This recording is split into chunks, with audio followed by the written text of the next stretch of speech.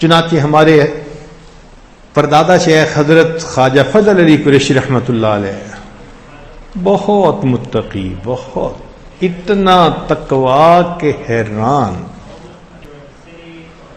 سنت کا اہتمام اتنا تھا کہ ایک نابینا حافظ صاحب ان کے ہاں ٹھہرے ہوئے تھے. جیسے بہت سارے لوگ آتے ہیں تو خانقاہ میں ٹھہرتے ہیں، مدتوں سے ٹھہرے ہوئے تھے. اب ایک دن جمعہ کا دن تھا، مسجد کے اندر سرکنڈے کی چھت تھی اور بھیڑوں نے وہاں ایک اپنا جگہ بنا لی تھی، اور وہ کبھی اس کو کاٹ دیتی تھی بھیڑ، کبھی اس کو کاٹ دیتی تھی. تکلیف تھی لوگوں کو. لوگوں حافظ صاحب کے ذہن میں خیال آیا کہ آج بھیڑوں کو یہاں سے بھگائیں. انہوں نے ایک لاٹھی لے کے اس کے اوپر کپڑا باندھا اور آگ لگوائی، اور سرکنڈے کی چھت، اور اوپر آگ جو بھیڑوں کو دکھائی تو وہ بھیڑیں تو کیا مرتی، چھت نے آگ پکڑ لی. اس زمانے میں جب 1 روپے کی بڑی قیمت ہوا کرتی تھی، مسجد کی چھت بھی جلی، گھروں کی چھت بھی، اور گھر کے حضرت فرماتے تھے کہ 30-40 ہزار روپے کا نقصان ہوا لوگوں کا. وہ بستی میں پھیل گئی آگ، ایک چھت سے دوسری تیسری. خیر حضرت کو پتہ چلا، آئے لوگ، پتہ کیا یہ کس نے کیا؟ جی وہ حافظ صاحب. تو حضرت خاموش ہو گئے.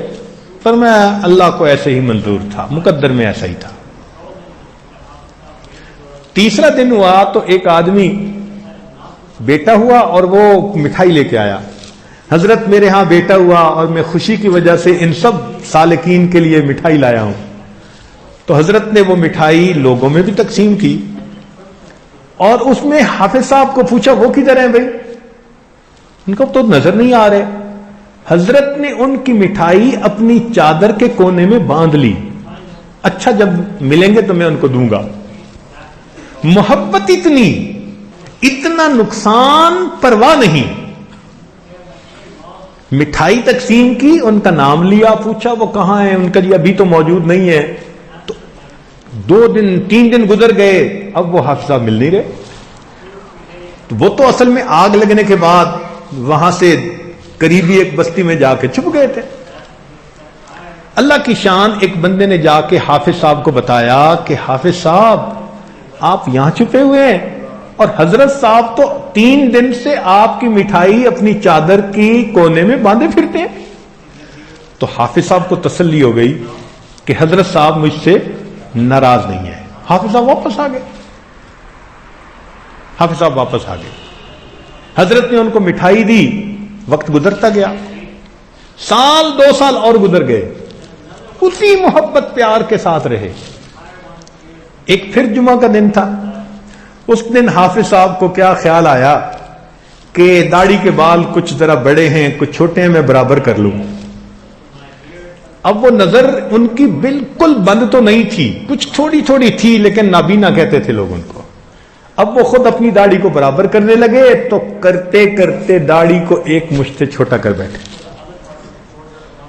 جمعہ کی نماز حضرت نے پڑھائی. حافظ صاحب کو دیکھا تو بلا کے پوچھا حافظ صاحب یہ کیا ہوا؟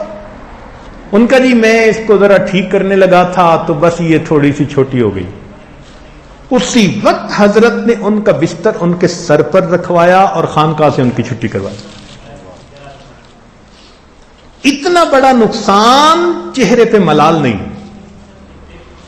سنت کے بارے میں اگر اونچ نیچ ہوئی تو اسی وقت خانقاہ سے دھکا دے دیا، جاؤ پھر تم آئے کس لیے ہو یہاں پر. اتنی سنت کی اتباع ہوتی تھی.